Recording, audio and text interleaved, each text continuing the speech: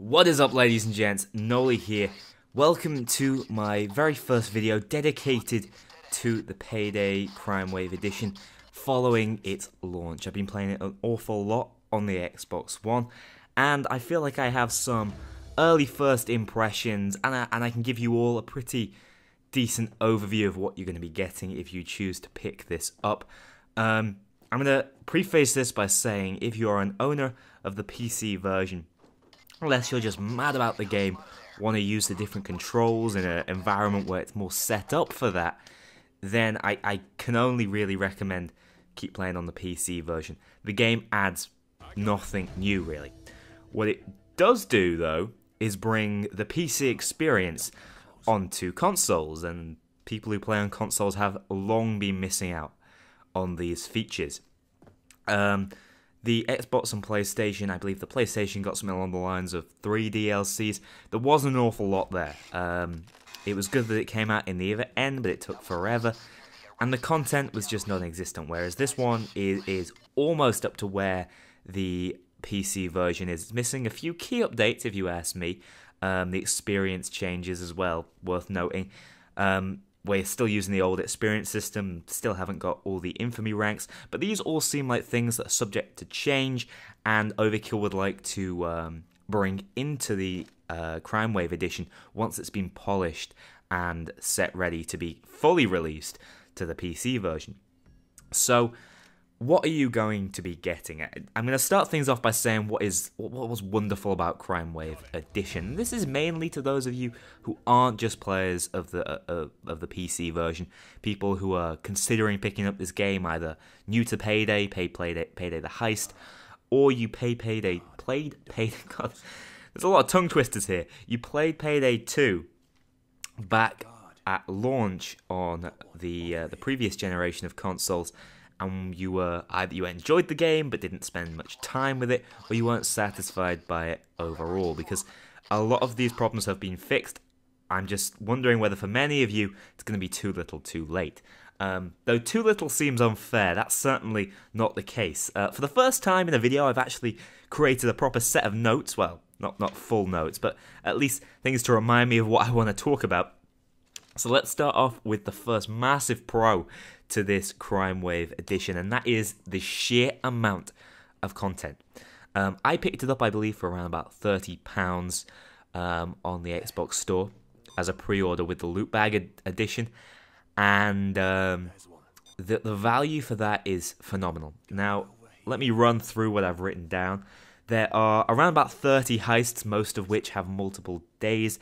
A lot of heisting content. What's very unique about Payday, maybe not unique, but it's certainly a selling factor of Payday, is the fact that every heist feels very different, and the same heist can go very differently, most of which you can stealth or go loud, and those are accentuated based on this sort of roguelike random number generated enemy placements and objective placements, which make things even fresher. So there are certainly hours of primary content put within the game. Tons of DLC, which has cost lots of PC users a load of money that you're just getting for a pretty compact price. On top of that, you're going to be looking at 61 weapons, primary and secondary, 32 melee weapons. Not that that's a huge selling point, if you ask me. There are trying to read my own writing here. Yeah, 8 different equipment pieces, which is a huge improvement to what we had on release of this game nearly 2 years ago, when it came out for the last generation of consoles and PC. There are now 8 characters, soon to be 10, once the first updates come out for this version. There are 600 levels for you to level up through. Soon to be more as well, once the Infamy update comes out there. There are 5 skill trees, more than we had, and these are much better balanced than what we saw originally. There are 8 perk decks, which is a slightly different way of leveling up. So there's just loads and loads of different content. There's also, of course, the loot drop system. There are 164 masks with even more colours, patterns, and materials. So, you know, I'm sure to most PC users sat there thinking, We've had that for a while. Well, for the console, guys, this is awesome. There is so much here. It's undeniable. For the price, I think if I could have picked all that up for £30 back at launch, it would be a no-brainer to me. But this isn't launch. This is 2 years on. This is different altogether. So you have to approach it ever so slightly differently.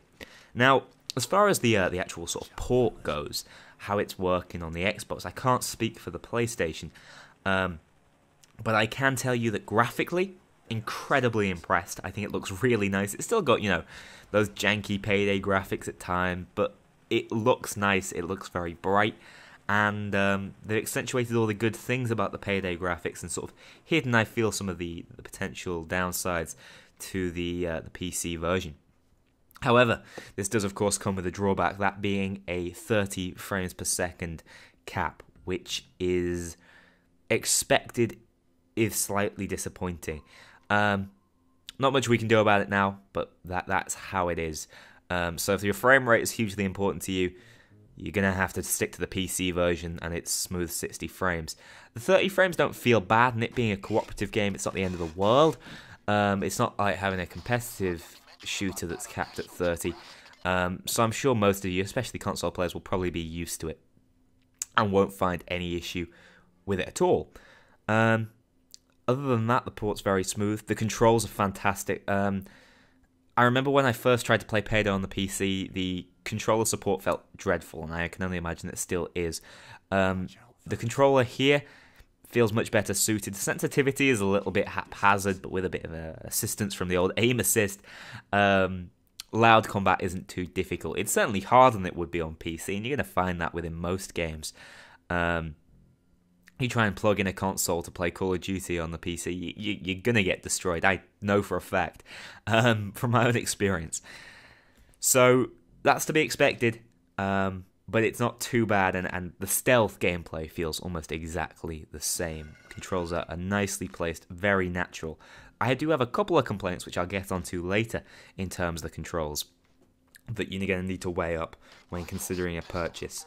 Now, let's move on. Basically, the overall feel of the game is great. You love Payday, you'll love this, especially if you're a Payday the Heist player. There's just tons of content, so much to do. Can't stress enough.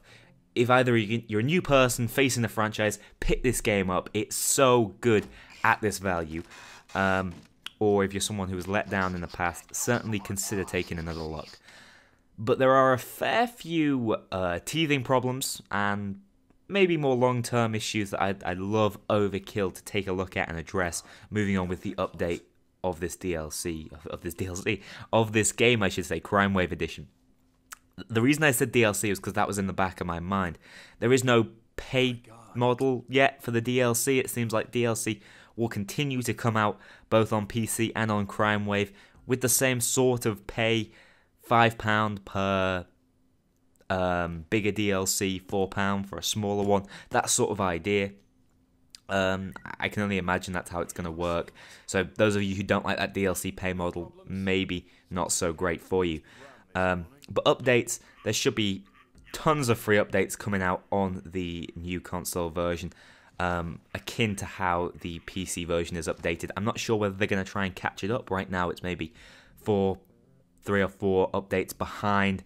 I'd like to see them catch up and be updated at the same time. We'll have to see how Overkill chooses to deal with that. But like I said, I think they're trying to refine everything that they maybe got slightly wrong on the PC version before they drop it in here, because it's slightly more difficult, I should say, to clean up. But back on to the slight downsides that I've been considering.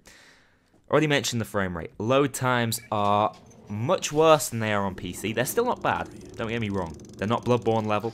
They're not Dark Souls 2 level. Those load times were dreadful. I hated them. It's much better optimized than that, but they are still a slight issue, and especially if you're used to playing with those instant PC load times, you'll certainly be feeling it. On top of that, there have been a number of day one issues for the Xbox. Difficulties connecting, difficulties playing.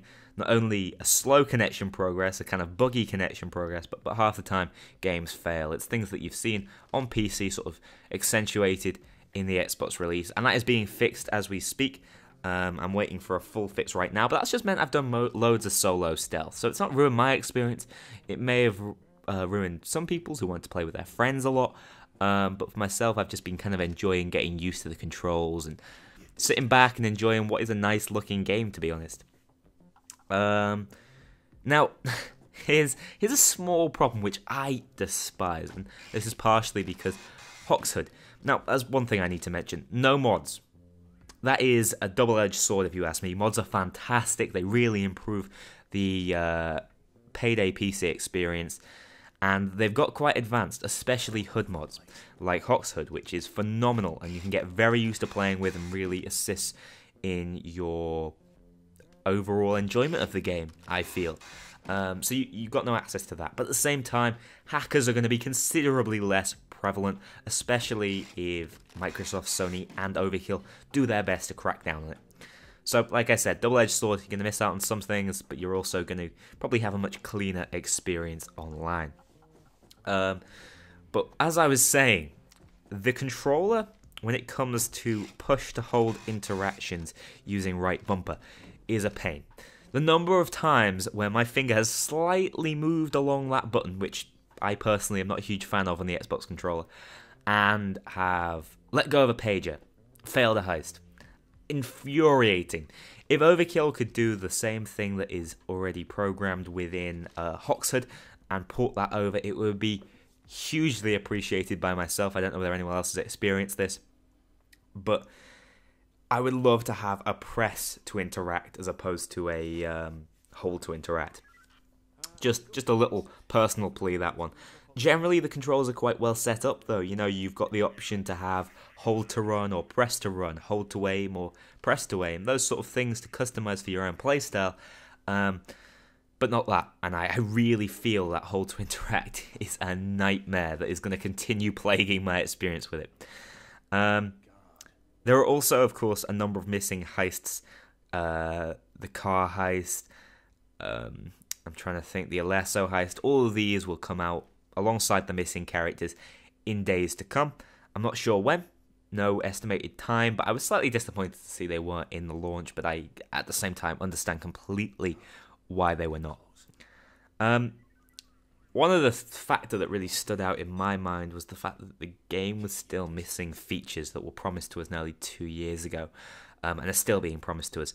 So Bane, in that tutorial sequence, is talking to you about, you know, how we can customize the safe house. Not yet, but, you know, I'm working on it. He's been working on it for 2 years. The fact that that's still in there, I guess, is a good sign. It means we are still going to get our customization of the safe house. But it's painful to hear that feature, which doesn't seem so hard to incorporate, still being discussed and not being in the game 2 years on. It's confusing and a little bit shocking. Another thing to mention, field of view. If you're a PC player, you're used to those nice wide field of views. You're not going to get that here. There's no slider. That's to be expected, to be honest, but I have to admit it took a little bit of getting used to for myself and made controls feel a little bit stranger to start with. One final gripe, and this is something that the Payday has quite consistently struggle with, and that is teaching new players how to play the game and how to enjoy the game, most specifically. It's not the world's easiest accessible game. Yeah, the easier difficulties are immensely trivial, but they also don't offer very much. The game teaches its mechanics strangely through a safe house tutorial, which is very hands-off, which to an extent I like, but also so missable and so indirect that it doesn't do anything. It really fails to achieve anything. It doesn't explain how the games work. It doesn't explain how the heists work. To an extent, this allows you to sit back, work around game mechanics, consider game mechanics, look at what Overkill has given you, read up on heists, understand them within the game.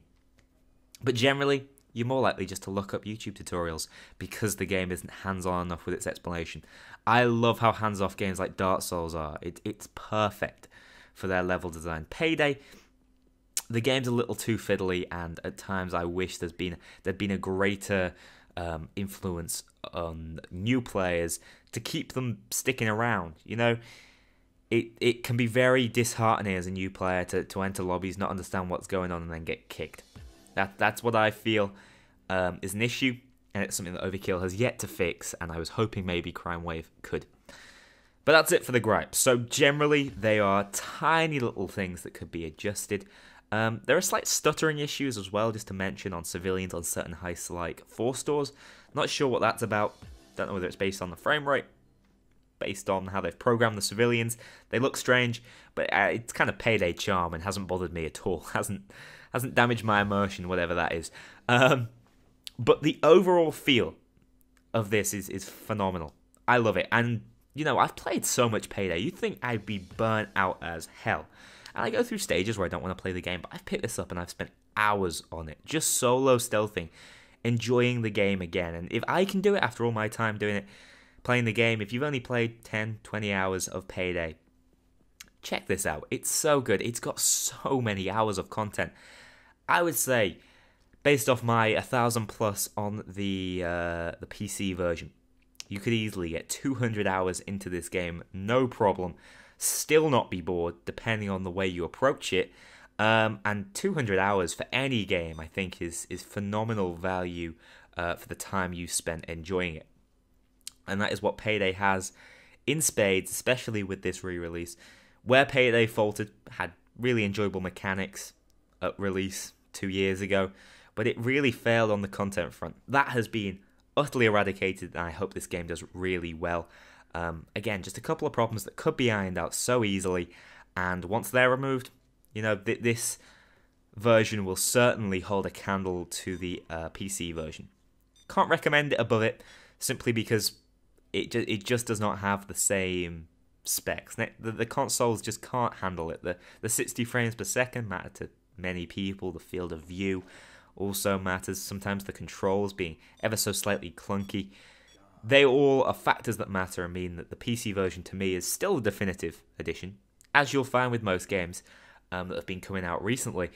But these are certainly great competitors, and they are certainly up there, especially value for money. So that's it. Those are my sort of first impressions. I've gone into, I hope, reasonable amount of detail so that you guys know whether you want to pick this up or not. I've enjoyed my experience with it. There have been tiny little frustrations and nothing above that, to be perfectly honest. Just a great time, and I'm going to be looking to stream more of this, move on to doing more streaming, maybe push for a subscriber button. That's going to take me a long time over the summer, and that's exactly what this channel is going to move towards. A lot more content, a lot more streaming, just basically because I've got more time and I'm really enjoying the game right now. So that's going to be the emphasis in the coming days and weeks. So that's a lot for watching this video, guys, whether you're considering picking the game up or you're just interested as to whether Overkill has succeeded. This has been the Noli. I don't call myself that. This has been Harry. Thanks a lot for watching. I'll see you all in the next one.